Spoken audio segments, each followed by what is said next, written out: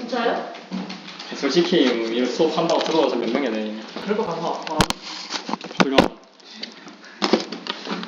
자, 그럼 이제 오늘 딥러닝 세미나 첫 번째 발표 차례 시작하겠습니다. 그 전에 앞서서 이제 앞에 있는 사람이 이제 누군지는 알아야지 좀 들을만 할 테니까 간단하게 제 소개를 드리면, 저는 19학번 컴퓨터공학과 서장준이라고 하고요. 제 소속을 따지자면 현재 고재필 교수 연구실에 있고 학생회에서 학술국장 하고 있습니다. 이거 두 개 합치고 보면은 약간 공부에 미친 사람인 것 같은데 맞아요. 그래서 어쨌든 잘 부탁드립니다. 혹시 여기서 머신러닝에 대해서 개인적으로 공부한 적이 있으신 분 있으신가요? 괜찮습니다. 네, 그래서 참 쉽게 만들려고 많은 노력을 했어요. 그럼 마저 시작해 봅시다. 자, 오늘 제가 세미나 내용은 왼쪽에 세 가지 머신러닝 소개, 분류, 그리고 단순 선형회계까지 제가 할 거고요. 4번은 이제 다음 친구가 하고. 화면이 안 보여요. 저도. 안 보인다고요?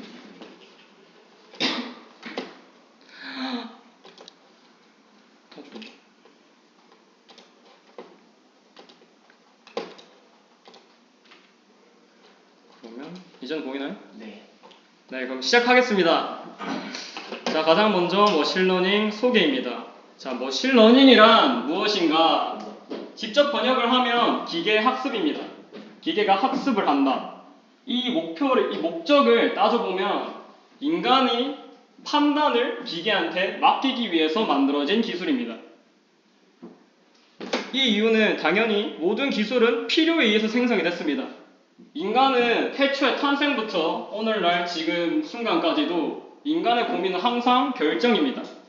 선택지에서 A를 고르냐 B를 고르냐 같은 판단은 저도 오늘 수십 번 수백 번 판단을 내렸고 앞으로도 그럴 것입니다. 근데 이 결정이라는 것은 따지고 보면 두 가지로 이루어져 있습니다. 바로 비교와 선택입니다. 선택지가 여러 개가 있을 때 비교를 통해서 나에게 적합한 것을 찾고 선택을 하게 됩니다. 그래서 여기 밑에 있듯이 비교를 할 수 있다면 선택은 자연스럽게 따라옵니다. 왜냐하면 자연스럽게 나쁜 거를 피하면 되고 좋은 걸 선택하면 되는 문제이기 때문에 결정에서의 가장 중요한 요소는 비교를 어떻게 할 것인가 입니다. 그래서 예시로 내가 만약에 돈을 받을 수 있다고 할 때 어느 쪽을 고를 것인가에 대한 결정은 아주 단순합니다. 돈이 많은 것이 이득이다 라는 비교가 가능하기 때문에 저는 만약에 두 개 중에 무엇을 받으시겠습니까? 라고 물어보면 단순하게 더 많이 받겠다고 할 것입니다. 근데 세상의 문제는 이렇게 쉽지 않습니다. 좀 더 현실적인 문제를 봤을 때 제가 스마트폰을 새로 산다고 하겠습니다. 최신 모델 두 개를 뽑았는데 이 두 개를 비교하면 펴입니다. 무게는 B가 더 가벼운데 속도는 A가 더 빠르고 그리고 용량은 A가 더 큰데 가격은 B가 더 쌉니다.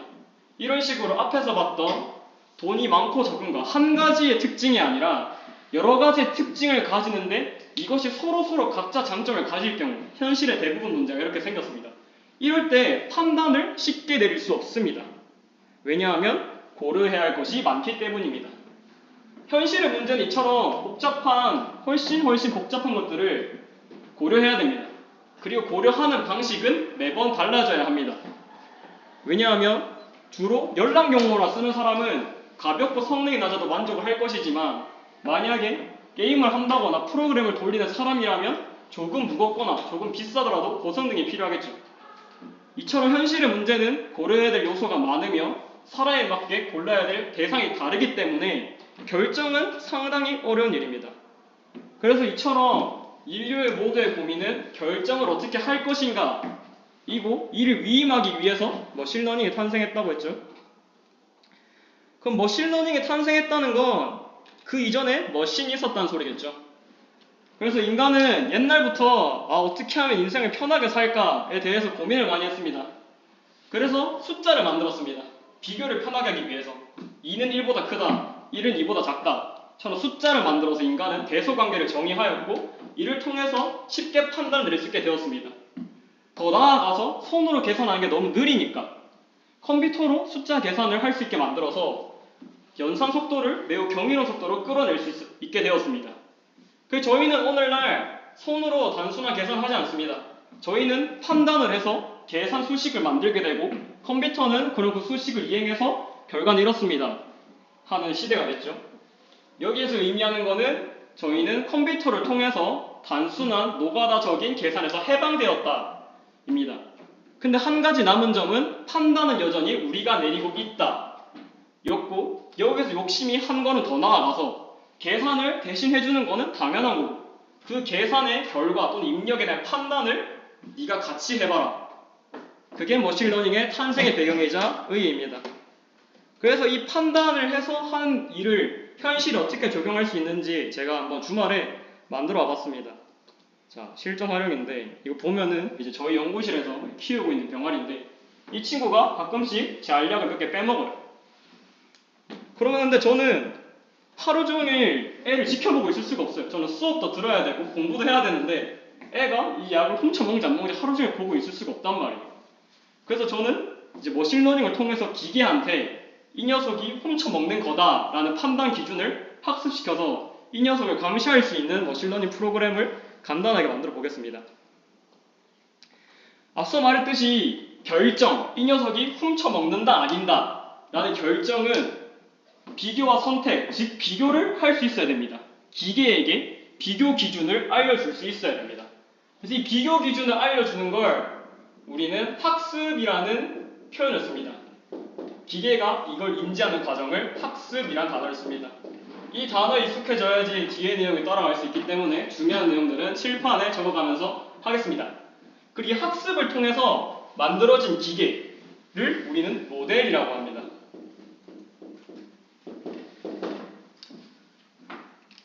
자, 그러면 이제 우리가 할 일은 기계가 비교 과정을 알아서 결정을 할 수 있어야 되니까 우리는 저 인형이 내 약을 훔쳐먹는다는 비교 기준을 기계에게 알려줄 것이고 그 기계는 학습을 해서 모델이 될 것입니다. 이거를 풀어서 설명하면 우리는 학습시켜서 모델을 만들 것이고 이 모델은 저 병아리가 약을 훔쳐먹는지 추측할 수 있을 것이다 라고 표현하는 게 전문적인 표현이 되겠습니다. 그래서 이 녀석에게 비교 기준을 알려줘야 되니까 저는 미리 사진을 몇 장 찍어봤습니다. 이 녀석이 평소에 가만히 있는 얌전한 상태의 사진을 한 8장 정도 찍었고요. 결국 참지 못하고 이제 먹고 있는 사진을 한 8장 정도 찍었습니다. 그래서 이 녀석을 학습을 시켰어요.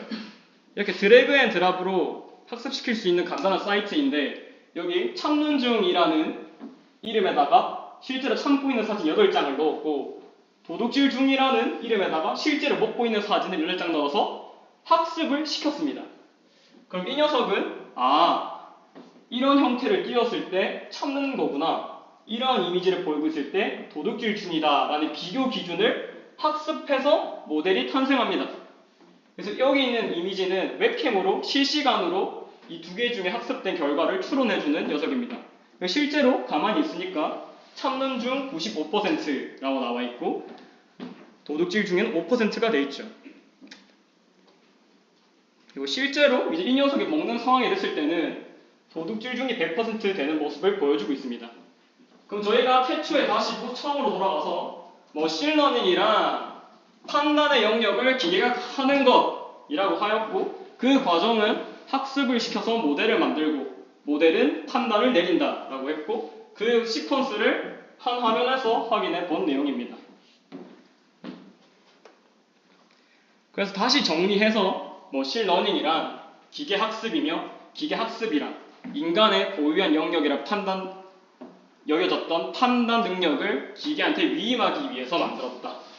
그래서 우리는 학습을 통해서 모델을 만들며 모델은 판단을 해서 추측을 한다. 이게 머신러닝이 무엇인가에 대한 간략한 소개였습니다. 이제 여기까지 좀 행복한 내용인데 뒤에 내용부터는 좀 어려워요. 자, 그럼 이제 머신러닝이 뭔지 알겠다. 그럼 이제 머신러닝의 분류에는 무엇이 있는가?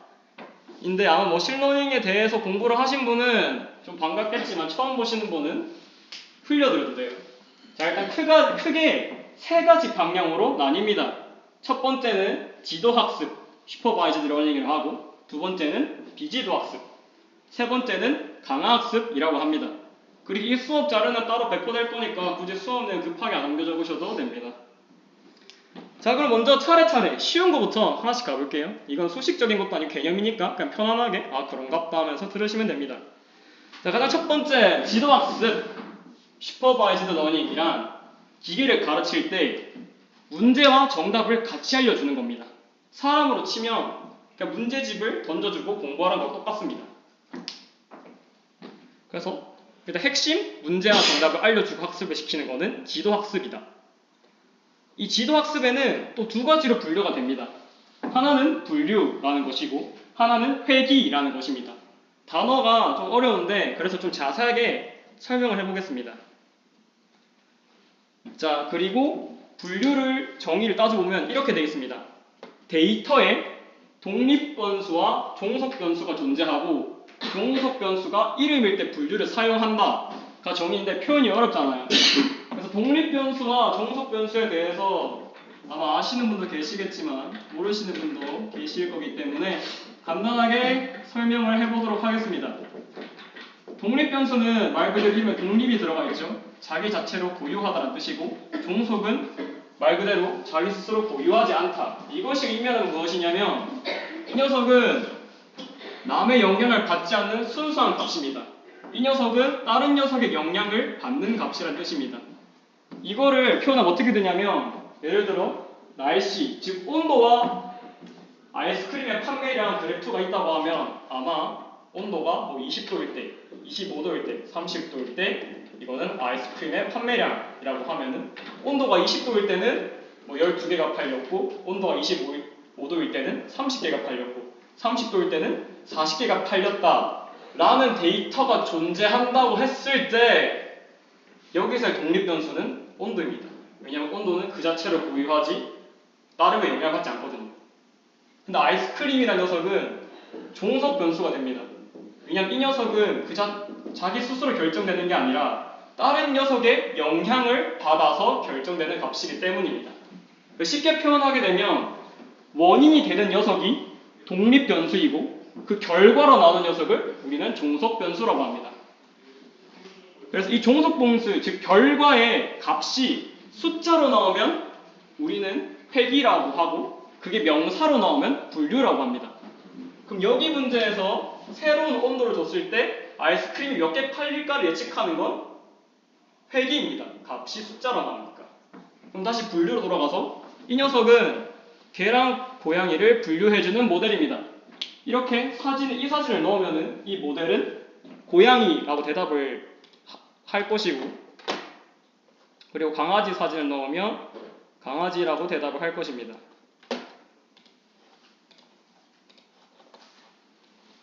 그래서 이 녀석이 분류인 이유는 일단 이 이미지 자체는 다른 거 영향을 받지 않기 때문에 독립변수입니다.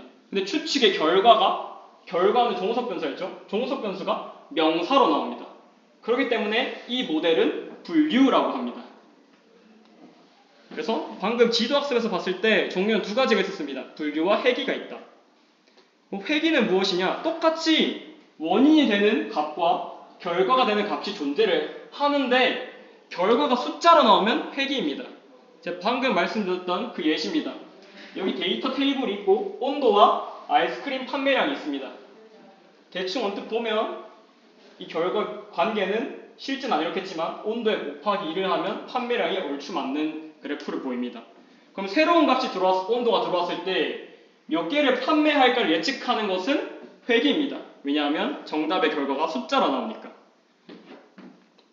한 번 더 이 글에서 정리해서 지도학습이란 문제와 정답을 알려줘서 학습을 하는 것인데 이 학습 예측의 결과가 뭐 개, 고양이처럼 명사로 나오면 분류 또는 온도나 뭐 개수처럼 숫자로 나오면 회기라고 합니다. 자세하게 알 필요는 없고 그냥 그런갑다 정도만 알고 있으면 됩니다.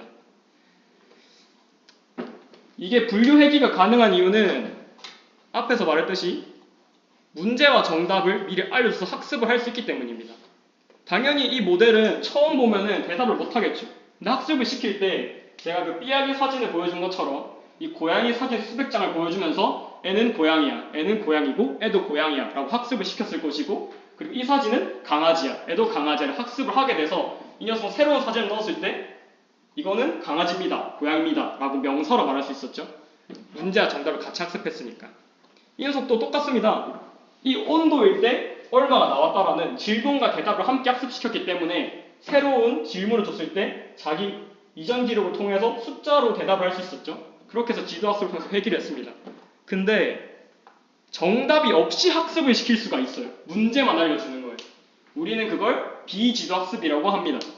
이게 복잡하긴 하지만 지도학습 말 그대로 지도, 알려준다. 문제와 정답을 알려줘 학습을 시키는 것이고, 비지도학습은 자, 문제는 알려줄 수 있는데 정답은 없어 라고 학습을 시키는 겁니다. 그러면 언뜻 보기에 이해가 안 갑니다. 우리가 앞에서 봤던 지도학습은 그냥 기계한테 정답을 막 무수히 알려줘서 외우게 만들어가지고 아 이건 이거구나 이건 이거구나 라고 판단할 수 있었는데, 정답이 없으면 이 녀석은 뭘 도대체 할 수 있는가 라는 문제가 존재합니다. 그래서 여기서 좀 상대적으로 쉬운 군집화와 연관에 대해서 간단하게 설명하겠습니다. 자, 군집화, 클러스터링이라고 하는데 뜻을 따지자면 비슷한 것끼리 묶어주는 것이라고 합니다. 그러면 분류와 뭐가 다른가요? 라는 질문을 받은 적이 있습니다. 분류라는 것은 이미지를 받았을 때 명사로 대답하는 거라 했죠. 이거는 개야, 고양이라고 대답하는 거고, 군집화는 말 그대로 비슷한 것끼리 묶어주기만 하는 것입니다. 왜냐하면 이 녀석은 어느 그룹에 속한지 답지가 없기 때문에 말을 할 수 없습니다. 이렇게 말하면 어려우니까 밑에 이미지로 하겠습니다. 분류의 경우에는 이렇게 동작될 것입니다. 이 사진을 주면은 얘는 강아지예요. 이 녀석을 주게 되면은 이 녀석은 고양이예요 라고 할 것입니다. 왜냐하면 지도학습이라서 답이 있으니까 이 녀석이 어떤 그룹에 속하는지 미리 알고 있으니까요. 근데 군집화를 하게 되면 결과가 이렇게 나옵니다. 이렇게 동시에 강아지 3개와 고양이 6개를 주고 비지도학습 네가 비슷해 보이는 것끼리 묶어봐. 이게 군집화입니다. 그럼 N은 이 녀석이 이름이 뭔지는 모르겠는데 N애끼리 되게 비슷하게 생겨서 뭉쳐봤어 라고 결과를 낼 것이고, 그리고 이 녀석의 이름이 뭔진 모르겠지만 이 녀석 3마리가 비슷하게 생겨서 묶어봤어. 그래서 비지도학습은 우리가 원하는 결과를 완벽하게 내기보다 데이터를 탐색하거나 분석하는 데 더 많이 쓰입니다. 왜냐하면 비슷해 보이기를 묶는 거는 실제로 할만하니까요. 그래서 앞에 다시 돌아가면 분류는 입력에 대해서 이 녀석은 이 그룹에 속합니다 라고 확실하게 말을 해주는 것이고, 군집화는 N애끼리 같은 그룹인 것 같아요 라고 판단을 하는 게 비지도 학습에서의 군집화입니다. 그리고 다음으로 연관이라는 거는 자세하게 하면 어려우니까 간략하게만 하겠습니다. 연관이란 특성을 기준으로 그룹을 지어주는 것인데, 그래서 특성이 뭔가에 대해서 다시 따져가면 일반적인 데이터 구조는 이렇게 되어 있습니다. 행에는 각각 다른 데이터가 들어가 있고요. 그리고 열에는 특성이 들어가 있습니다. 그럼 주문번호 1인 사람은 장바구니에 라면과 계란, 햄을 넣어서 주문을 했고, 주문번호 2인 사람은 라면, 계란만 주문했다 식으로 읽을 수 있습니다. 그래서 연관이란 특성을 기준으로 그룹을 지어준다는 것은 이 열 사이에 서로의 관계가 있느냐를 판단한다는 뜻입니다. 그럼 여기를 봤을 때 대충 알 수 있는 것은 라면을 사는 사람은 일반적으로 계란을 같이 사는구나, 또는 계란을 사는 사람들은 일반적으로 라면을 같이 사는구나 라고 할 수 있습니다. 실제로 장바구니 추천 알고리즘 같은 게 이런 식으로 동작을 합니다. 그래서 군집화 연관규칙을 그림으로 표현하면 이렇게 됩니다. 데이터가 들어왔을 때 이렇게 비슷해 보이는 것끼리 묶어서 알려주면, 즉 데이터의 연관성을 파악할 수 있는 건 군집화고, 이 열 사이의 관계를 판단할 수 있는 걸 연관이라고 합니다. 그래서 아마 직관적으로 이해가 안 가더라도 나중에 따로 보면서 이해하시면 되고, 그렇게 중요한 내용은 아니니까 넘어가겠습니다. 자, 그리고 마지막으로 강화학습, Reinforcement Training입니다. 지도학습은 저희가 문제집과 똑같다고 했어요. 문제와 답지를 같이 기계한테 주고 보면서 너 스스로 공부해봐 라는 느낌인데, 강화학습은 문제와 답지와 개념이 조금 다르게 합니다. 이 녀석은 행동을 취하고 그럼 저는 잘했어 못했어 라고 피드백을 해줘서 학습을 합니다. 그럼 여기서 드는 의문은 지도학습으로 충분한 거 아니야? 왜 굳이 행동과 보상으로 나눠서 새로 강화학습이라는 걸 만들었지? 라는 의문이 들게 되고, 이에 가장 쉬운 예시는 게임입니다. 게임 인공지능을 만들 때 강학습을 많이 사용해요. 이유는 자명합니다. 지도학습의 관점에서 봤을 때 인공지능에게 게임을 잘하게 만드는 법은 단순합니다. 이렇게 알려주면 돼요. 장애물을 피하면 잘한 거고 아이템을 먹으면 잘한 거야. 이렇게 지도학습을 만들어 줄 수 있는데 문제는 게임 같은 경우에는 단순하지 않아요. 아이템을 먹는 방식이 수백 가지로 존재할 수 있어요.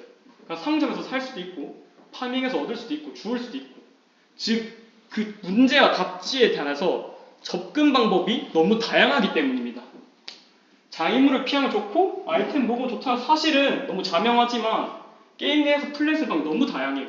그래서 우리는 지도학습이 아니라 강학습을 통해서 이 녀석이 행동을 취한 거에 대해서 우리는 잘했다 못했다를 알려주는 겁니다.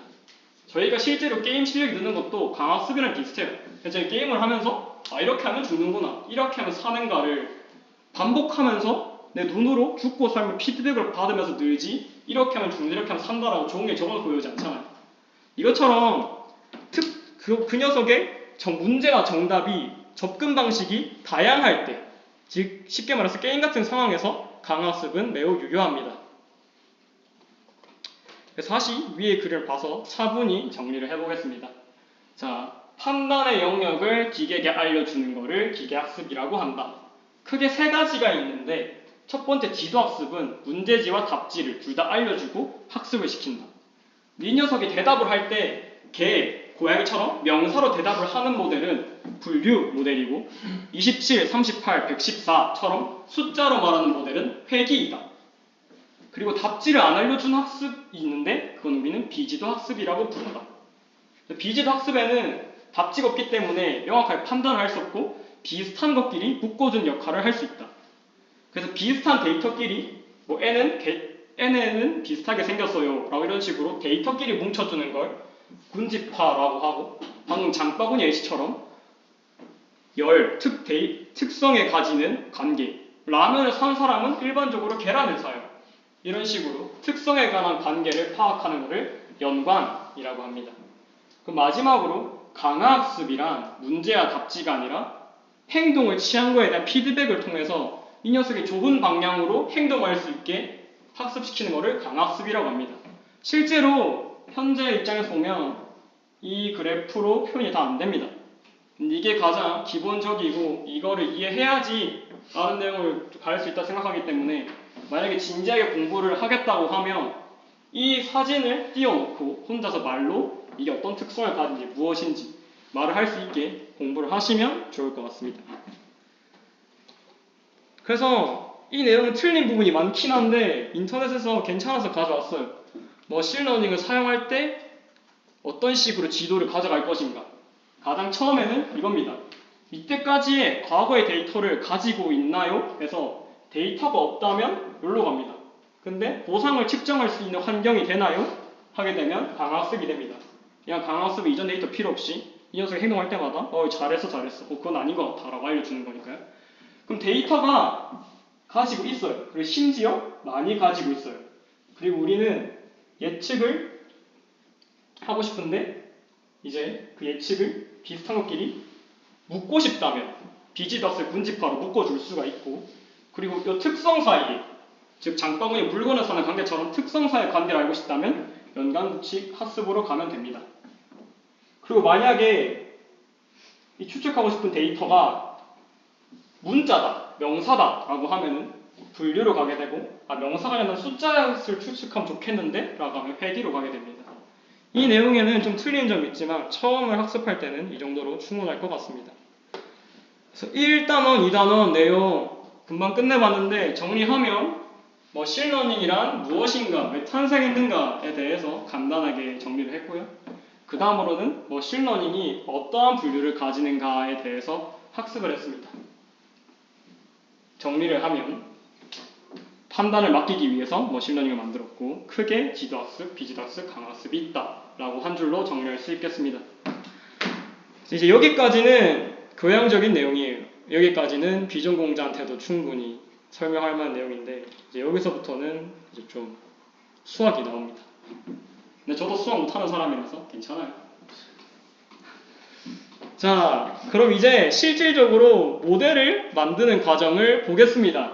당연히 그런 말 들어보셨을 거예요. 머신러닝 하려면 수학 잘해야 된다더라. 틀린 말은 아닙니다. 그래서 이번 내용에서 수학적인 내용이 있으니까 좀 천천히 가겠습니다.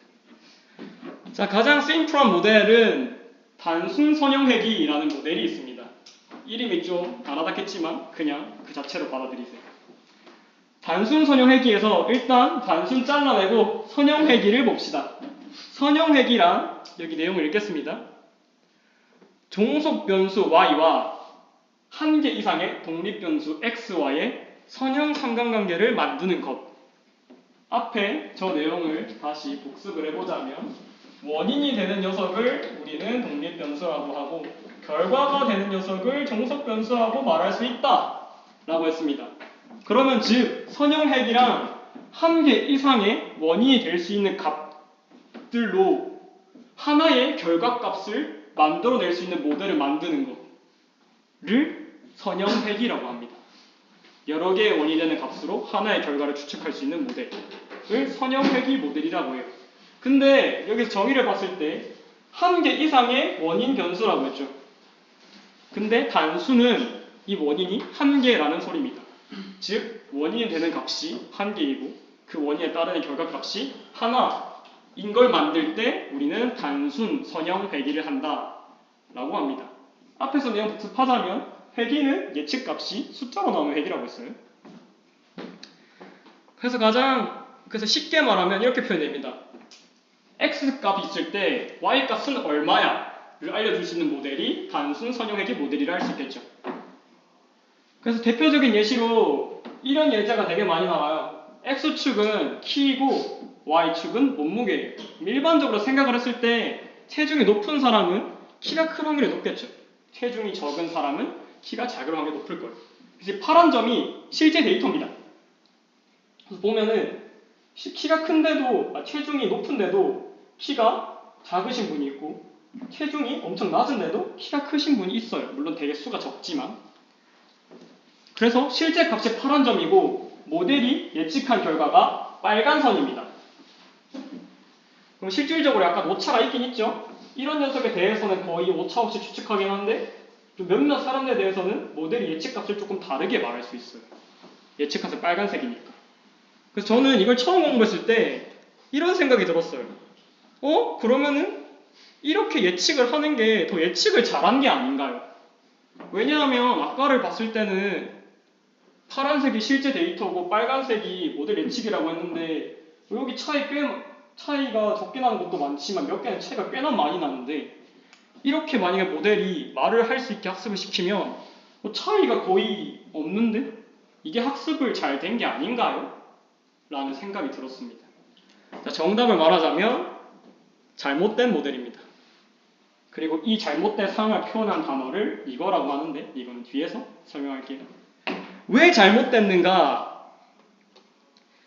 대해서 말을 하자면 자, 이거는 모든 데이터가 아니에요. 저희가 알고 있는 데이터 약 20개 정도만 알려줘서 학습을 한 거예요. 근데 저희가 바라는 거는 애가 이미 학습한 녀석에 대해서 대답을 하는 게 아니라 애가 한 번도 본 적 없는 이미지를 보여줬을 때 답을 줬을 때 대답을 잘할 수 있는가. 즉 앞서 분류의 문제를 해석을 하자면 강아지를 한 5종류를 학습을 시켰을 때 처음 보는 종류의 강아지를 보여주더라도 이건 강아지입니다 라고 말할 수 있는가.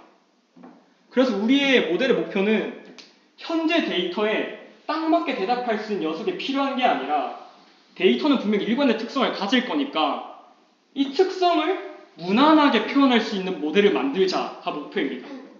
왜냐하면 이런 식으로 키랑 몸무게가 엄청 특이한 사람이 분명 존재할 텐데 이렇게 딱 맞게 학습을 해버리게 되면 아마 대부분의 이 정도 키의 무게인 사람은 여기 몰려있을 텐데 특이값도 다 맞추려고 해가 딱 맞추다 보니까 오차가 많이 발생합니다. 그래서 우리의 목표는 현재 가지고 있는 데이터를 정확하게 표현하는 게 아니라 일반적인 평범한 케이스에 대해서 대부분 맞출 수 있는 모델을 만들고 싶어 합니다. 그래서 이 현상은 너무 딱 맞췄다, 너무 딱 맞춰서 학습을 했다라고 해서 오버피팅 됐다라는 표현을 씁니다. 그래서 우리 학습을 할 때 만약에 점수가 너무 잘 나와. 근데 실제로 처음 본 데이터를 넣으니까 점수가 엄청 낮게 나와. 그럼 이때 우리는 오버피팅 했다라고 판단할 수 있는 겁니다. 왜냐하면 우리가 가지고 있는 데이터로 세상에 있는 모든 데이터 표현한 개수가 너무 적으니까 이것만 너무 잘 표현하게 학습을 시키면 안 돼요. 그러면 잘된 학습이 이런 학습입니다.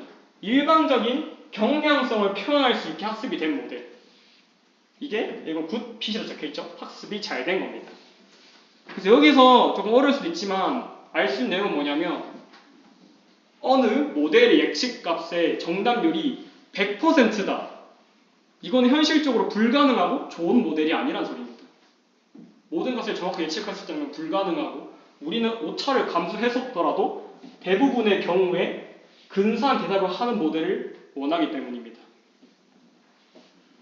그래서 이런 식으로 현재 가지고 있는 데이터는 너무 딱 맞게 학습하는 것은 좋지 않고 현재 가지고 있는 데이터의 경량성을 표현할 수 있게 만드는 게 우리의 학습 목표입니다. 그럼 반대로 너무 적게 학습을 하게 돼도 문제가 됩니다. 왜냐하면 특성을 잘 학습할 수 있을 정도로까지 학습을 못했기 때문에 이거는 학습이 부족하다라고 해서 언더피팅이라고 합니다. 그럼 학습이 적게 돼서 일반적인 데이터의 경량성을 못 드러낸다. 이 경우에는 언더피팅. 그리고 학습이 적당히 돼서 일반적인 케이스에 대해서 대답을 잘 하게 된다가 굿피팅이고 너무 학습을 많이 해서 우리가 알고 있는 데이터에 대해서는 대답을 잘하지만 새로운 정보에 대해서 대답을 잘 못한다를 오버피팅했다고 합니다. 이 내용은 솔직히 여기서 설명할 건 아닌데 그냥 어딘가에 기억해 두시면 도움이 될 것 같아서 그냥 듣고 흘려버리셔도 문제가 안 됩니다. 그래서 우리의 목표는 대부분의 경우에 적은 오차를 낼 수 있는 모델을 만드는 게 저희 머신러닝의 학습의 궁극적인 목표예요. 범용성 있게 만들자는 거죠. 이제 돌아왔는데 이 제목을 다시 돌아가면 제목은 단순 선형액이었어요. 자, 여기서 항상 저희 교수님도 강조한 내용이긴 하지만 이름의 의미라는 것은 중요한 일입니다. 이름을 붙이는 이유가 있으니까요. 그래서 대부분 와서 넘어가는데 이름이 왜 선형회귀인가 이에 대해서 이해가 필요하다고 저는 생각합니다. 먼저 선형은 영어로 linear라고 하죠. 그냥 선이라는 거는 이런 건데 관계가 일관성 있을 때 선형적이라고 합니다. 그래프를 x, y를 그렸을 때 x 값이 증가하면 y 값이 증가하고 x 값이 감소하면 y 값도 감소한다. 즉 변수 간의 관계가 일정할 때 리니어라고 합니다. 그럼 일단 선형이라는 것은 즉 우리가 x에 대해서 y를 추측하는 거니까 x, y의 관계가 일정하다라고 볼 수 있고 가장 중요한 회귀라는 단어가 좀 최근에는 드라마 이런 데 일반화돼서 뭐 돌아간다 이런 식으로 이해가 되고 있는데 여기서 이 회귀를 정의한 사람은 이렇게 정의합니다. 평균으로의 회귀. 평균으로의 회귀를 하겠다는 건데 이는 우리의 목표랑 동일해요. 우리는 평균적으로 잘 나타낼 수 있는 모델을 만들기를 원해요. 그래서 우리는 평균으로의 회귀를 하겠다는 겁니다. 학습을 할 때. 평균으로 회귀를 하게 되면 특정 너무 튀는 특이값에 대해서 영향을 덜 받을 테니까요. 그래서 이 내용은 이와 같습니다. 정규 분포 그래프인데 사람들은 어느 특성이든 사람이든 뭘 떠나서 대부분 평균에 몰려있어요. 그래서 아마 여기 계신 분 전부도 아마 무슨 재능적이나 지능을 따졌을 때 다 여기 안에 대부분 계실 겁니다. 극히 일부분이 여기 있을 수도 있겠지만 이게 확률 똑같이 거의 존재하지 않겠죠.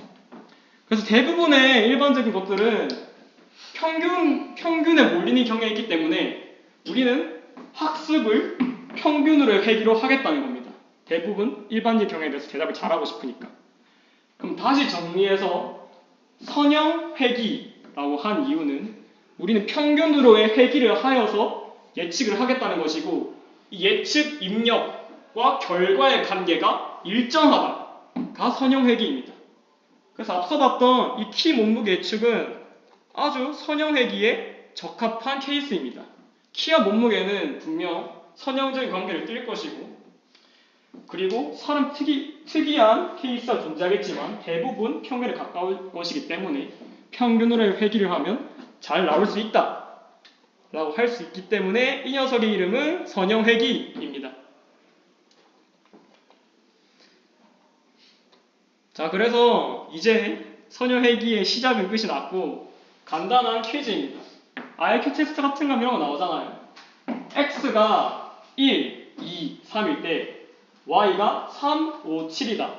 그럼 x가 4일 때 y의 값은 얼마인가?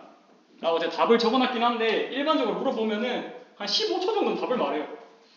대충 이거 IQ 문제 같은데 곱하기 2하고 1 하니까 맞아요. 그래서 4를 넣으면 정답은 9입니다. 라고 대부분의 학생이 대답을 해요. 근데 이 과정 자체가 선형회귀예요. 우리는 x, y가 일관성 있는 관계라는 걸 인지하고 있기 때문에 곱하기 1하면 맞는데? 애도 맞는데? 애도 맞는데? 아, 여기 애들은 x 곱하기 더하기 1을 하면 y가 나오겠구나. 그리고 우리가 선형회귀적으로 판단을 한 겁니다. 그래서 4를 말했을 때 9라고 대답을 한 거죠. 근데 머신러닝은 사람의 판단을 대신해서 하기 위해서 만들었기 때문에 이 녀석이 동작하는 방식도 사람이랑 비슷해요. 아마 여러분이 컴퓨터가 아니라면 이걸 보자마자 바로 9라고 하진 않았을 거예요. 저 같은 경우는 어떻게 했냐면 처음에 1, 3이니까 곱하기 3을 하면 맞나? 그럼 1 곱하기 3은 3이 맞아. 근데 2에다가 3을 곱하니까 6인데? 차이가 나. 그럼 곱하기 3은 아니다. 다시 돌아가. 곱하기 2를 해봤어. 근데 2야. 1 차이가 나네? 뒤에 것도 곱하기 2 해볼까? 얘도 1 차이가 나네? 마지막에 했을 때 2를 곱해볼까? 1 차이가 나네? 그러면 곱하기 2를 하고 1을 더하면 맞구나. 즉 시행 처음에 아무 값이나 넣어서 결과를 한번 지켜보고 틀리는 것을 판단하고 값을 수정해서 다시 넣고 그리고 또 한번 판단하고 다시 넣고 해서 우리는 y는 2x 플러스 1이라는 결과를 얻어냈습니다. 그래서 이 과정을 다시 말로 표현하자면 무의식 중에 여러 가지 테스트를 해서 결과가 냈습니다. 이 프로세스를 나눠서 설명을 하자면 초기 값을 설정하여서 테스트를 한다. 그리고 그 테스트를 한 결과에서 이렇게 곱하기 3을 하니까 값이 넘었네? 그럼 곱하기 4가 아니라 곱하기로 내려봐야겠다. 즉 정답에 가까워지는 방향으로 아무거나 넣었던 값을 바꿔야 돼요. 그리고 다시 테스트를 해요. 아까보다 좀 더 가까워졌네? 이걸 계속 반복합니다. 언제까지? 정답에 맞을 때까지. 아무거나 넣어서 테스트하고 바꿔서 테스트하고 바꿔서 테스트하고 맞을 때까지 반복합니다. 모델도 똑같아요. 처음에 아무 값에 넣어서 결과를 하고 값이 많이 틀리네? 이렇게 바꿔보자. 이렇게 하면 좋아지네? 계속 이렇게 바꿔보자. 식으로 가서 반복하는 게 머신러닝, 딥러닝의 기본적인 메커니즘입니다. 그래서 앞에는 좀 풀어쓴 내용이었고 이제 여기서부터는 좀 무자비하게 그냥 내용으로 가겠습니다. 자, 선형회귀 학습 과정. 아까 우리는 그냥 감각적으로 맞췄지만 기계적인 입장에서 어떻게 맞췄는지 과정을 따져봅시다. 우선 저희 처음에 아무거나 넣어봤잖아요. 곱하기 3 했는데 이게 너무 크다는 거 하는 것처럼 초기값을 아무거나 넣어야 됩니다. 그래서 가장 먼저 해야 되는 건 초기값 설정. 그래서 우리는 가설함수를 세웁니다. 이렇게 하면 값이 나올 것이다. 그래서 일단 단순 선형회귀가 좋은 이유는 결과가 방금 했던 것처럼 직선으로 나와요. 직선의 공식은 y는 ax 플러스 b. 근데 기울기는 상수니까 우리가 고를 수 있는 값은 x와 b입니다. 그래서 이 가설함수 h는 wb를 받는데 이 녀석의 결과는 wx 곱하기 b입니다. 반대로 말했네요. 기울기를 줘야 되고 그걸 줘야 되네. 맞네. 우리가 기울기와 y 절편값을 줘야지 직선을 그릴 수 있네. 왜냐 x는 모든 값에 대해서 나오는 거니까. 죄송합니다. 살짝 긴장을 좀 많이 해서.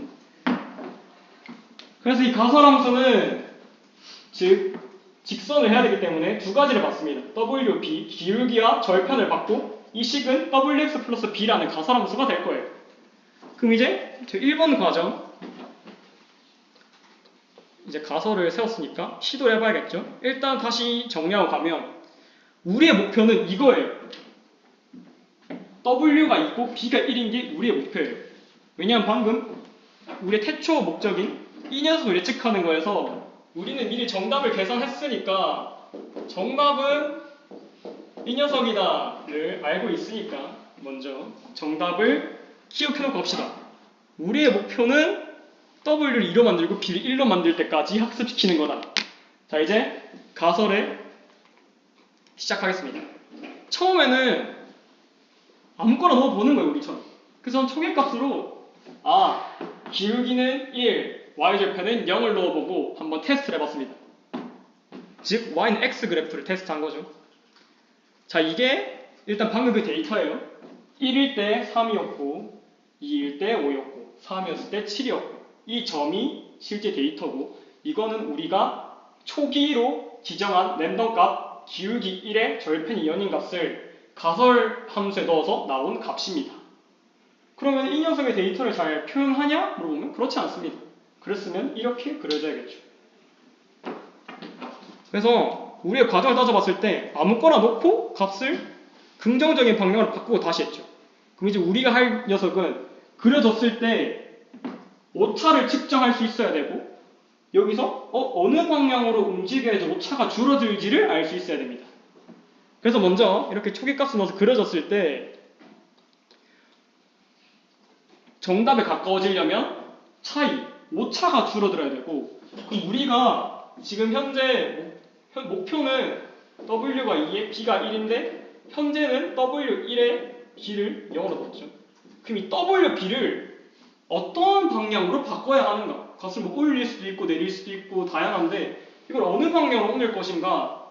그 방향은 오차가 줄어드는 방향입니다. 너무 당연하죠. 오차가 줄어들어야 좋은 거니까. W와 B를 오차가 줄어드는 방향으로 수정을 해야 돼요. 그래서 이 오차 계산 함수, 앞에 가설함수 H 있었죠. 오차 계산 함수를 우리는 cost function이라고 합니다. 자, 이거 아마 수학 실험 이거 끔찍할 수도 있는데 자, 그렇게 어려운 내용이 아니에요. 자, 보면은 1부터 m까지 데이터가 m개라는 것이고 그 m개의 합에 m으로 나눴다는 건 평균이라는 겁니다. 이 녀석을 표현하는 건. 그럼 안에 값들의 평균이라는 거죠. 이 값을 봤을 때 x가 i부터 n까지라는 건 즉 w와 b 값을 넣은 거는 이건 어디서 봤었죠? 가설함수였어요. 즉 우리의 예측 값입니다. 그리고 y는 실제 값이에요. 그럼 우리는 이걸 어떻게 표현할 수 있냐면 보통 이런 식으로 표현을 해요. y hat이라고 표현합니다. y의 예측값. 그래서 이거를 줄여서 표현하면 이렇게 돼요. 자, cost function은 여기서 어떻게 정의가 되어 있냐면 우리의 예측값과 실제 값의 차이의 제곱의 평균을 cost function을 쓴다입니다. 즉 이 녀석은 오차 제곱의 평균이니까 오차가 커지면 cost function도 커지겠죠. 오차가 줄어들면 cost function도 줄어들 거예요.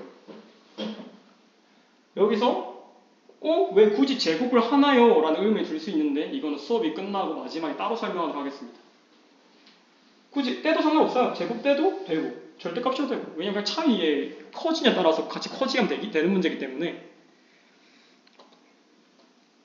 그래서 W에 대한 오차 그래프를 그려보면 이런 식으로 될 거예요. W의 정답이 2잖아요. 그럼 2를 넣었을 때 오차가 얼마가 나와야 될까요? 0이 나와야겠죠. 정답을 넣었으니까. 그래서 2인 지점에서는 이게 오차, 코스트 펑션이라고 했을 때 이 코스트 펑션이 가장 최저값을 가십니다. 정답일 땐 당연히 오차가 0이니까 최저값을 가져야겠죠. 그러면은 이 2에서 멀어질수록 오차는 커지겠죠. 그래서 이런 아래로 볼록한 그래프가 그려지게 됩니다. 여기서 하나 중요한 점은 W에 대한 코스트 펑션이니까 이 높이는 오차의 크기겠죠. 그럼 X축은 무엇인가? 라고 하면 W입니다. W가 커질 때 오차가 어떻게 변하고 작아질 때 오차가 변하는가에 대해서 한번 생각을 해주시고요. 그래서 우리의 목표는 이 지점을 찾아내는 거예요. 최소 지점. 이 최소 지점에 수학적으로 봤을 때 특징이 하나 있어요. 이 아래로 볼록할 때 이 볼록한 점의 특징은 기울기가 0이다. 여기를 제한 모든 점에는 기울기가 존재합니다. 그래서 우리의 목적은 오차를 줄이는 거죠. 근데 오차를 가장 낮은 점은 그래프를 그렸을 때 기울기가 0인 점이에요. 그럼 우리의 목표는 기울기가 0이 되는 지점을 찾아내면은 우리는 오차를 줄일 수 있다가 됩니다. 수식적으로 정리를 하면. 자, 그래서 우리가 이 코스트 펑션에서 W 값을 랜덤으로 두 개를 넣어봤어요. 하나는 3을 넣었고 하나는 0을 넣었어요. 그럼 이제 수식이면 다 빼고 본능적으로 생각을 해봅시다. W 값을 뭐 줄이거나 키울 수 있는 이 방향은 두 가지가 있죠. W를 줄이냐 키우냐. 이 녹색 점을 최소 오차로 만들게 되려면 어느 방향으로 가야 될까요? 오른쪽으로 가야 되죠. 왜냐하면 오른쪽에 기울기가 0인 지점이 있으니까. 그럼 반대로 내 초기값이 파란색 점이야. 그럼 이번에는 어느 방향으로 값을 바꿔야 되는가 라고 하면 왼쪽 방향, 이 W를 줄이는 방향으로 가야 된다는 겁니다. 그래서 이거를 수식으로 표현하면 아주 말끔해져요. 우리는 이를 경사하간법, gradient descent라고 합니다. 이 기울기가 0인 지점은 이 영역을 두 가지로 나눠요. 따져보면. 이 왼쪽 영역은 기울기가 음수인 구간이고 오른쪽은 기울기가 양수인 구간이에요. 어찌 보면 당연합니다. 기울기가 이러면은 증가할수록 감소하는 방향이니까 당연히 기울기가 음수이다가 점점 올라가다가 기울기가 0이 될 것이고 그 다음에 기울기가 양수가 돼서 점점 올라가는 방향이 될 것입니다. 우리 앞서 직관적으로 따졌을 때 이렇게 알았었어요. 우리가 0보다 왼쪽에 있으면 오른쪽으로 가야 되고 0이 지점보다 오른쪽에 있으면 왼쪽으로 가야 돼. 근데 수학적인 특성을 보니까 0보다 왼쪽에 있는 녀석들은 기울기가 모두 다 음수야. 그리고 0보다 오른쪽에 있는 애들은 기울기가 모두 다 양수야. 그럼 이 사이에 관계를 볼 수 있다는 겁니다. 즉, 이 녀석입니다. 0보다 값이 작으면 기울기가 음수인데 기울기가 음수일 때는 양수의 방향으로 이동을 해야 되고 기울기가 0이 지점보다 클 때 오른쪽에 있을 때는 기울기가 양수이고 음의 방향으로 갱신을 해야 된다. 그럼 이 gradient descent의 아이디어를 보자면 현재 기울기의 반대 방향으로 가면 우리는 최소점으로 무조건 간답니다. 왜냐하면 왼쪽에 있으면 양의 방향으로 가야 되는데 기울기가 음수잖아요. 그럼 마이너스를 곱해야 하는 거예요. 그럼 양수가 되니까 오른쪽 방향으로 가겠죠. 반대로 이 녀석은 왼쪽으로 가야 돼요. 근데 기울기가 양의 방향이죠. 그럼 기울기의 반대 방향, 반대쪽으로 가면 되는 겁니다. 그래서 이 그림을 다시 정리해보자면 우리는 이 0인 지점을 찾아야 되는데 이 0인 지점은 영역을 두 가지로 나눕니다. 기울기가 음수인 곳, 양수인 곳. 근데 기울기가 음수인 곳에서는 양수인 방향으로 값을 갱신해야 되고 기울기 양수인 구간에서는 음수의 방향으로 갱신해야지 0의 방향으로 갑니다. 그래서 gradient descent, 경사하간법의 아이디어는 최소값, 즉 0이 된 지점을 가고 싶으면 현재 너의 기울기의 반대 방향으로 가면 무조건 최소 방향으로 간다. 그래서 아주 심플하게 갈 수 있는 아이디어가 이 경사하간법입니다. 그래서 우리 이걸 통해서 이 WB를 계속 갱신할 거예요. 언제까지냐면 당연히 정답에 맞을 때까지. 자, 그래서 앞에서 제가 했던 그 내용을 다시 비교를 해볼게요. 제가 이 X135가 있을 때 여러분들 대부분 맞췄던 질문이죠. 이게 3, 잠깐만 좀 다르긴 한데 일단 할게요. 7, 11 이걸 딱 봤을 때 2x 플러스 1이다. 나 넣었던 과정은 이렇다고 했습니다. 초기 값을 아무거나 넣고 결과를 확인한 다음에 너무 크네? 줄여야겠다. 이건 너무 작네? 늘려야겠다. 해서 테스트한 값을 보고 값을 수정하게 되고 수정한 값으로 다시 테스트를 하고 하면서 정답에 가까워집니다. 이 과정은 정리했고 그럼 방금 저희가 이 수식적으로 했던 내용을 봤을 때는 자, 변수의 값을 아무거나 넣은 다음에 결과를 확인하고 다시 수정을 하는데 그 수정은 경사하간법을 사용하면은 무조건 정답에 가까워진 방향으로 수정이 된다. 즉, 우리는 초기값을 아무거나 넣고 테스트를 진행하고 그 테스트의 결과를 경사하간법을 이용해서 정답에 가까워진 방향으로 계속 테스트를 무한하게 반복하면 우리는 정답에 가까워질 수 있다. 입니다. 그래서 3번 과정, 즉 테스트와 업데이트의 반복입니다. 계속 시행하는 거죠. 근데 우리는 값이 직선을 그릴 때 두 개가 필요해요. 변수 두 개가 필요하단 말이에요. 그러면은 우리 코스트 펑션을 봤을 때 제가 강조했던 내용, 이 코스트 펑션은 WB를 둘 다 표현하는 게 아니라 W에 대한 거였어요. W가 증가할 때 오차가 어떻게 되고 감소할 때 어떻게 되는지 보는 그래프였죠.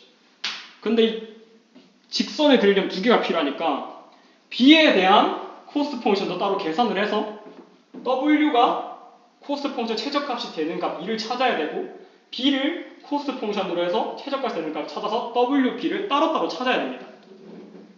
그래서 실제 계산할 때는 WB를 따로따로 계산하게 돼요. 이건 쉽게 하려고 하나만 건데, 그래서 여기 내용 보면은 X축, Y축은 당연히 오차의 크기고 X축은 W로 한 코스트 펑션 1개, 그리고 X축을 B로 한 코스트 펑션 1개, 이 두 개의 코스트 펑션을 그라디언트 디센트 경사로 각각 해서 WB를 최적화를 해서 합쳐가지고 수식을 만들어내야 된다 해요. 그리고 우리가 경상화법에서 알았던 거는 기울기의 반대 방향으로 가면 최소값으로 간다. 기울기는 미분입니다. 아마 수학을 다 대학 수학 하셨으니까 알겠지만 한 점에서의 기울기를 구하려면 거기를 미분을 그냥 하면 돼요. 근데 우리의 수식을 미분하려고 보니까 문제가 있어요. W에 대한 수식도 있어야 되고 B에 대한 수식도 있어야 되는데, 문제는 이 수식에 WB가 같이 있어요. 내가 알고 싶은 건 첫 번째 1번 그래프는 W가 변할 때 이 녀석의 영향을 얼마나 끼치는지 알고 싶다. 1번 그래프고, 왜냐하면 X축이 W였으니까. 2번 그래프는 수식은 똑같이 여전히 WX 플러스 B인데 난 여기서 B 값이 변할 때 이게 얼마나 변하는지 알고 싶어. 근데 문제는 변수가 두 개야. 우리 이때 뭘 쓰냐면 그냥 미분이 아니라 편미분이라는 것을 사용합니다. 편미분이 아마 교육과정 없어서 모르시는 분 있을 테니까 간단하게 따지자면 변수에 대해서 그 녀석이 아닌 녀석들은 상수 취급을 합니다. 자,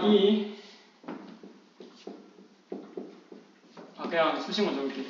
x제곱 플러스 xy 플러스 y제곱이란 값이 있다고 했을 때 이걸 그냥 x에 대해서 편미분을 하면 x 빼고는 다 상수로 취급하게 되는 거예요. 왜냐면 우리는 x값이 변할 때가 얼마나 변하는지 알고 싶은 거니까. 그러면은 x는 x로 편미분하다 쳤을 때 우리는 2x가 될 것이고 x가 없어지고 y가 되고 끝입니다. 당연히 습관상 제곱이니까 앞으로 내려야 될 것 같지만 우리는 x에 대해서 변화량을 알고 싶기 때문에 x를 빼고는 다 상수 판정을 하겠다는 거예요. 이게 편미분입니다. 왜 편미분 얘기를 하시나요? 라고 한다면 우리는 두 개의 코스트 펑션을 구해야 된다 했어요. w를 줄일 수 있는 코스트 펑션 하나, b를 줄일 수 있는 코스트 펑션 하나. 그러면은 w가 변할 때 이 값이 변하는 걸 알아야 되기 때문에 이 녀석을 w에 대해서 편미분을 해야 될 것이고 b의 변화량에 따른 녀석의 변화량을 알고 싶으면 b에 대해서 편미분을 해야 됩니다. 그래서 우리 경사근법 말로 했을 때는 기울기의 반대 방향으로 가면 최적화가 된다 라고 했는데 이를 수식적으로 표현한다면 W의 기울기는 미분이기 때문에 W의 그래디언트 디스트를 하려면 이게 편미분 기호예요. 코스트 펑션에 대해서 W로 편미분을 하면 W의 기울기다. 그리고 B의 기울기를 알고 싶으면 이 코스트 펑션에 대해서 B로 편미분을 하면 B의 기울기가 나온다. 앞에서 말로 표현했던 내용을 수식으로 정리한 겁니다. 아마 안 알아들 수 있겠지만 솔직히 이해 못해도 지금은 상관없어요. 나중에 할 시간은 많으니까요. 그래서 우리는 기울기의 반대 방향으로 가는 방식으로 업데이트를 하면 된다 했습니다. 실질적으로 실제 코드를 까보면 수식이 이렇게 돼 있어요. W를 업데이트할 때 W는 W 빼기 알파 곱하기 기울기, 이 위에서 했었죠. 편미분으로서 W에 대한 기울기, 즉 W에서 W의 기울기의 반대 방향으로 갑니다. 이 알파라는 건 뭐냐면 그냥 러닝 레이트라고 하는데, 러닝 레이트라는 건 상수를 곱하는 거잖아요. 그럼 한 번에 움직이는 크기가 커지냐 작아지냐를 구분하겠다는 거예요. 이게 왜 필요하냐면 방금 여기 이 녀석의 그래프에서 봤을 때 보세요. 왼쪽에 있으면 오른쪽으로 토토토토토 가고 싶어하고 오른쪽에서 왼쪽으로 토토토토 가고 싶어하는데 얘가 발이 너무 커서 한 번에 많이 간다 생각해봅시다. 그럼 여기서 이렇게 점프했다가 똑같은 게 점프하면 넘어가 버려요. 그럼 또다시 계산을 해야 돼요. 이런 식으로 너무 많이 움직이면 계산을 쓸데없이 많아질 수가 있어요. 0인 지점을 뛰어 넘어가 버리면 다시 한 번 더 계산해야 되니까. 반대로 너무 천천히 가도 문제가 생겨요. 계산을 엄청 많이 되잖아요. 툭툭툭 가게 되면. 그래서 적당히가 중요해서 학습을 하게 되면 이 A, 이 상수값을 조절해가지고 움직이는 크기를 조절합니다. 그래서 나중 뒤에 내용 가면은 저 녀석 어떻게 조절하는지 내용을 아마 다른 분이 세미나를 하실 거예요. 그래서 업데이트 공식은 이렇습니다. W는 W 빼기 러닝 레이트 곱하기 W의 기울기의 반대 방향. 이고 B도 똑같이 업데이트를 하게 됩니다. 그럼 이렇게 되면 이 W 업데이트 했을 때 오차가 더 감소하겠죠. 왜냐하면 이유는 우리는 그 방향으로 계산한 경상화법을 사용했으니까. 그래서 이 수식을 계속 반복하면 정답에 가까워져요. 이게 끝입니다. 이렇게 이 과정을 오차가 최적화될 때까지 계속 반복을 하고 결국에는 정답에 가까운 W와 B를 얻어서 선형 회귀 모델이 완성되는 겁니다. 가장 중요한 개념은 다 필요 없어요. 이것만 기억해 두세요. 그라디언트 디센트, 방향이 왜 기울기의 반대 방향인가?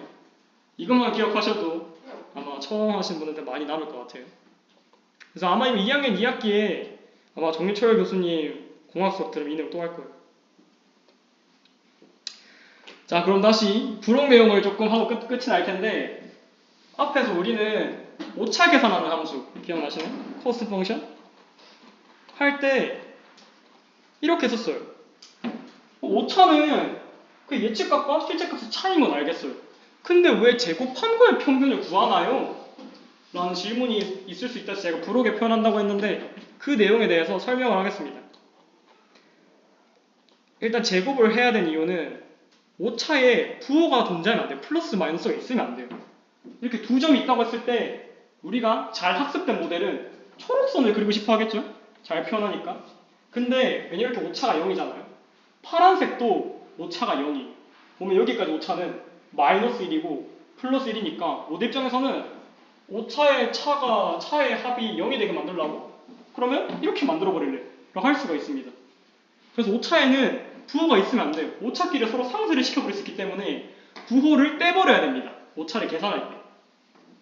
그럼 여기서 두 번째 질문. 그래서 오차를, 즉 마이너스 부호를 없애려고 제곱을 하는군요. 근데 오차를 없애는 방법에는 두 가지 방법이 존재하잖아요. 절대값을 씌워도 없어지고 제곱을 해도 없어지는데 왜 제곱을 사용하나요? 라는 질문이 생기고 실제로 두 가지 다 존재가 합니다. 우리의 목표는 오차 계산할 때 부호를 없애야 된다라는 거 인지를 했어요. 방금 그래프를 보면서. 그럼 부호를 없애는 방법에는 절대값 제곱이 있는데 두 가지 방식 다 사용을 하고 이름이 있습니다. MA이라고 하는데 어려우니까 mean absolute error, 영어로 보면 더 쉽죠? absolute는 절대적인 이라는 뜻이죠. 그럼 절대 오차의 평균, 즉 절대값 차이라는 뜻이고 두 번째는 MSE, mean squared error, squared는 제곱입니다. 제곱 오차의 평균. 일단 외울 필요는 없고 평균을 그래 부호를 존재하면 안 되니까 부호를 떼는 방법에는 절대값을 씌우는 방법도 있고 제곱을 쓰는 방법도 있어. 그래서 두 개 다 존재를 한다를 일단 인지하시고요. 둘 중에 뭐가 더 월등하다는 없어요. 장단점이 있으니까 선택하는 거죠. 근데 왜 이 예제에서는 MAE 절대값이 아니라 왜 제곱을 썼는가에 대해서 그래프로 간단하게 이해를 해보겠습니다. 자, 값이 오차를 줄이는 방향으로 이동을 해야 된다 했잖아요.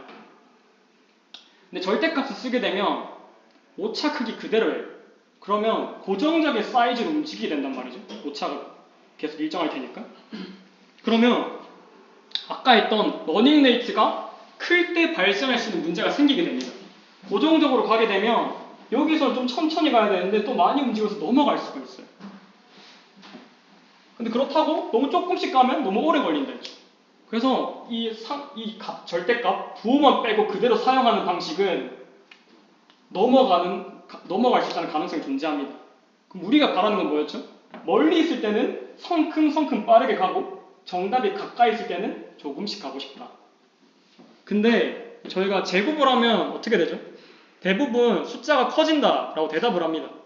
근데 생각을 해보면 숫자가 커지지 않아요. 10을 제곱하면 100이 되는데 0.1을 제곱하면 0.01이에요. 여기서 인지할 수 있는 점은 1보다 큰 숫자에 대해서 제곱을 할 때는 수가 커진다. 하지만 1보다 작은 숫자를 제곱하게 되면 더 작아지게 된다. 즉 제곱은 그 값의 특성을 극대화시키는 특징이 있습니다. 값이 크면은 훨씬 크게 만들어주고 훨씬 작은 값은 훨씬 작게 만들어주는, 그래서 특성을 증폭시킬 수 있는 특성이 있어요. 이를 하게 되면 아까 위에서 그냥 부호만 떼고 움직였을 때는 그냥 고정적인 크기만큼 움직이니까 뛰어넘을 수 있다고 했는데, 제곱의 평균을 이용하게 되면 0에 가까워지게 되면 제곱에서 점점 작아지기 때문에 0 근처에서는 조금씩 움직일 수 있게 되고 0보다 멀 때는 제곱에 대해서 훨씬 커지게 되니까 멀리 있을 때는 더 성큼성큼 움직일 수 있게 됩니다. 그래서 다시 정리를 하자면 우리 오차를 계산할 때 부호가 있으면 안 된다는 점을 인지를 했어요. 첫 번째, 절대값을 씌워서 없앨 수가 있고, 두 번째, 제곱을 해서 없앨 수가 있다. 근데 제곱을 하게 되면 1보다 작은 값은 훨씬 작아지게 되고 큰 값은 훨씬 커지게 돼서 그 값의 특성을 극대화시킬 수 있다. 극대화시키게 되면 0인 지점에서 멀 때는 크게 움직일 수 있게 되고 0에 가까운 값일 때는 적게 움직이기 때문에 0인 값을 뛰어넘지 않고 효율적으로 찾을 수 있다. 그래서 여기서는 MSE 제곱 평균을 사용했습니다. 그래서 수업 내용을 파이썬 코드로 간략하게 보고 저는 끝낼 텐데, 파이썬 코드가 아주 심플하게 단순합니다. 저도 긁어왔어요. 자, 이 WY 저희의 예측입니다. 방금 저희가 했던 예측 3개 중에 좀 많아요. 대충 봤을 때 뭔지 아시겠나요? 바로 파악하기는 어려서 개수가 조금만 많아져도 사람은 파악하기 어려워요. 그래서 이 과정을 한번 파이썬 코드로 돌려보겠습니다. 자, 먼저 x, y 값을 준비를 하고 w, b를 다 0으로 처음에 초기화를 했어요. 그리고 이 f폭은 그냥 듣고만 넘어가는데 얼마나 w 값을 갱신할 것인가, w, b를 얼마나 한 번 갱신할 때 1의 폭이라고 해요. 그럼 5천의 폭이라는 건 우리는 w, b 값의 갱신 업데이트를 5천번 하겠다라는 뜻입니다. 그래서 반복문을 f만큼 도는 거예요. 그럼 루프 한 번마다 한 번 업데이트가 일어난다는 소리겠죠. 이 러닝 레이트 아까 했었죠. 그 움직이는 크기를 조정해주는 상수라고. 자, 그래서 f폭 할 때마다 아주 변수명이 깔끔해요. 우리는 가소함수를 세운대로, 즉 테스트를 합니다. x 값에다가 우리가 지정한 w, b 값을 넣어서 예측값을 뽑아내요. 예측값을 뽑았으면 코스트 펑션 이용해서 오차를 구합니다. 실제로 코스트 구할 때 예측값과 실제값 차이의 제곱의 평균을 하죠. 저희가 앞에서 했던 MSE를 이용해서 코스트 펑션을 구했고요. 업데이트를 할 때는 그레디언트 디센트를 이용해서 기울기의 반대 방향으로 이동하면 된다라고 해서 그 과정을 계산하는 과정입니다. 그래서 그레디언트 WB 기울기를 구해요. 그럼 기울기를 구했으면 그 반대 방향으로 가야겠죠? 그래서 밑에 보면 W는 W 빼기 러닝 레이트 곱하기 그레디언트 W, B는 B 빼기 러닝 레이트 곱하기 그레디언트 B가 됩니다. 앞에서 봤던 초기값 설정, 테스트, 오차 계산, 오차를 기반으로 한 그레디언트 디센트, 그레디언트 디센트를 구한 기울기로 업데이트를 한다의 과정이 여기 다 녹아 있습니다. 그래서 이거를 f크만큼 반복하게 돼서 계속 그 오차를 출력하게 짠 코드인데 5,000번 업데이트하니까 결과를 보면 이렇게 돼요. 처음에 오차가 800대가 나오고 W2고 B는 0이라 예측을 했는데 100번 업데이트 하고 나서 보니까 코스트, 즉 오차가 0.01로 줄어들었고 WB가 7과 1에 가까워졌습니다. 그래서 계속 학습을 하게 되면 떨어지게 되고, 그러면 총 4,900 이쯤 왔을 때 보면은 W가 7이고 B가 2란 값을 알게 됐습니다. 이 과정을 통해서 실제로 눈으로 한번 다시 가서 확인을 해보면 곱하기 7하고 더하기 2하면 맞네요. 이런 거에 대해서 이런 거의 특성을 파악, 사이의 관계, 최적화할 수 있는 값을 대입할 때 사람은 느리지만 기계는 빠르니까 아무거나 테스트하고 계산하고 반대 방향으로 갱신하고 다시 테스트하고 다시 갱신하고를 계속 반복하는 게 이 머신러닝 학습의 가장 기초적인 내용, 단순 선형외기였습니다. 감사합니다. 이제 다음 내용은 단순 선형외기가 x가 하나니까 단순 선형외기를 했잖아요. 근데 x가 여러 개가 되면 다변량 선형외기인데 이거는 짧게 하면 끝나갈 거니까 조금만 버텨주시면 감사하겠습니다. 네.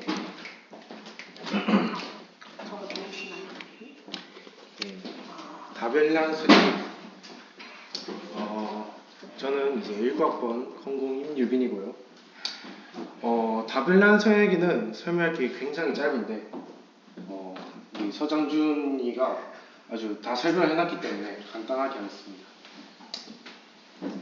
네, 단순 선형외기 앞에 보셨던 대로 x값 하나, 독립변수 x값에 그 다음에 y, 종속변수 y가 이제 생겨가지고 이 x값 하나를 이제 사용해서 y값을 예측하는 그런 이제 회귀 모델이었는데요. 다분량 선형회귀는 간단하게 이 x값을 여러 개 쓰는 겁니다. 좀 이해가 안 될 수 있어서 예를 들고 왔는데, 저희가 이제 집값을 이제 예측하는 모델을 하나 만들어 본다고 생각해 봅시다. 집값은 이제 여러 가지 이 변수에 의해서 집값이 결정될 수 있겠죠. 예를 들어서 뭐 지역구, 그 집이 속하는 지역구의 부의 수준이나 아니면 그 주변에 존재하는 편의시설의 수 또는 기반시설의 수, 이런 것들이 이제 다양한 데이터들이 집값에 이제 영향을 미칩니다. 이때 단순 선형회귀는 이 중에서 하나만 선택해서, 예를 들어서 이제 편의시설의 수 하나만 선택해서 집값에 대한 예측을 할 때, 그때 우리는 단순 선형회귀라고 합니다. 하나의 데이터를 이용해서 집값을 예측하게 되니까. 근데 이제 편의시설 수뿐만 아니라 앞에 나왔던 이제 부의 수준이나 아니면 기반시설의 수, 이런 것들도 함께 포함해서 이제 집값을 예측하게 되면 여러 개의 종속 변수를 통해서 여러 개의 독립 변수를 통해서 하나의 종속 변수를 이제 예측하기 때문에 다변량 선형이라고 합니다. 이제 식을 통해서 알아보면은 위에서는 이제 하나의 x 값과 하나의 w 값이 있었는데, 이제 다변량 선형회계에서는 이렇게 편의시설의 수에 대한 가중치, 그 다음에 기반시설의 수에 대한 가중치, 그리고 이제 지역구 부의 수준에 대한 가중치까지 해서 총 3개의 가중치를 이용해서 식을 적어낼 수 있습니다. 그리고 우리는 이것을 좀 더 계산하기 편하게 하기 위해서 행렬로 나타낼 텐데, W는 이렇게 편의시설의 수, 기반시설의 수, 지역구 분의 수준, 그 다음에 X는 이렇게 표현을 하게 된다면 아래와 같이 이렇게 간단하게 Y는 X, W 플러스 B로 적을 수 있습니다. 순서가 바뀌었는데 얘는 이제 행렬 계산을 위해서 순서를 바꾼 것이고요. 이거에 대해서 이제 회귀를 하는 거는 앞에 이제 서장준 학생이 설명했던 이제 경사 아람법 등을 이용해서 이제 구해낼 수 있습니다. 저는 그래서 간단하게 얘를 실행했을 때, 얘를 회귀를 했을 때 어떻게 보이는지 그래프를 통해서 좀 간단하게 표현을 해봤습니다. 이 코드는 이제 그래프를 그리기 위한 코드인데요.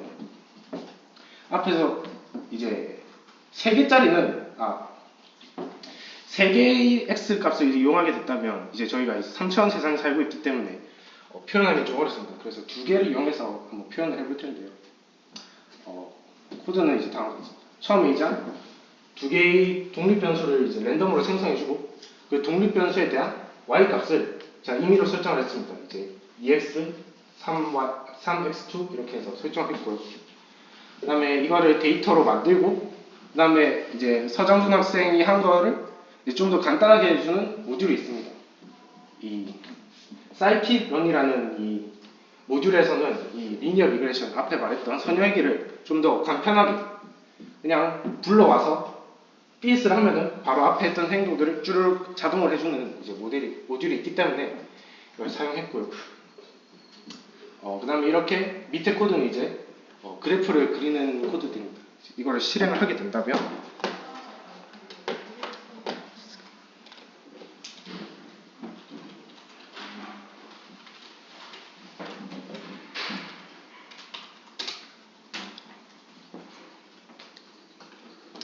이제 그린 것 같이 이렇게 빨간 점들이 랜덤하게 생성된 데이터이고 이제 이 파란색 평면이 선형 회귀를 한 게 된 것입니다. 그래서 x값과 x1과 y2에 대해서 이제 선형적으로 그래프를 그릴 수 있게 됩니다. 저는 이제 끝이고요. 뭐 딱히 설명할 게 없어서 앞에 서정장 학생이 다 해서 이것으로 발표 마치도록 하겠습니다. 아, 고생하셨습니다.